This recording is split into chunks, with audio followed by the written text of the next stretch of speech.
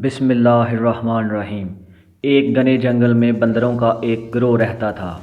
بندروں کا بادشاہ بہت عقل مند تھا۔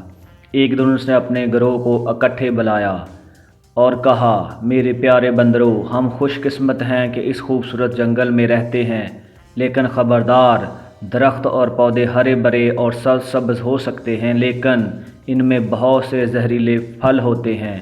تالاب صاف چمکتا ہوا پانی ہو سکتا ہے، لیکن ان میں سے ایک میں بھوت رہتا ہے، اس لیے پہلے مجھ سے پوچھے بغیر کچھ نہ کھاؤ اور نہ پیو۔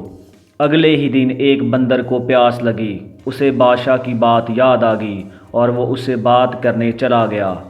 بچے، فکر نہ کرو، بادشاہ نے کہا، میں تالاب کی چھان بین کروں گا کہ یہ محفوظ ہے کہ نہیں۔ جب وہ تالاب کے قریب پہنچا تو اس نے دیکھا کہ بڑے بڑے قدم اندر جا رہے ہیں لیکن باہر نہیں آ رہے۔ بادشاہ نے نتیجہ اخذ کیا کہ یہ وہ جگہ ہے جہاں بھوت چھپا ہوا تھا۔ سب بندر رونے لگے اور اس فکر میں کہ وہ پانی کیسے پئیں گے۔ بادشاہ نے انہیں تسلی دی اور بھوت کا مقابلہ کرنے چلا گیا۔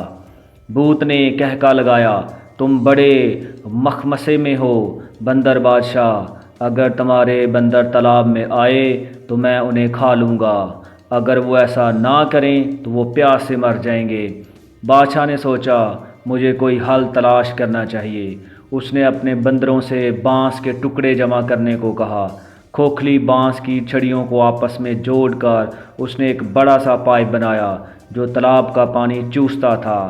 بندر اپنے دل کی خواہش کے مطابق پانی کے قابل بن گئے اور سب کی طرف سے بندر بادشاہ کو سلام۔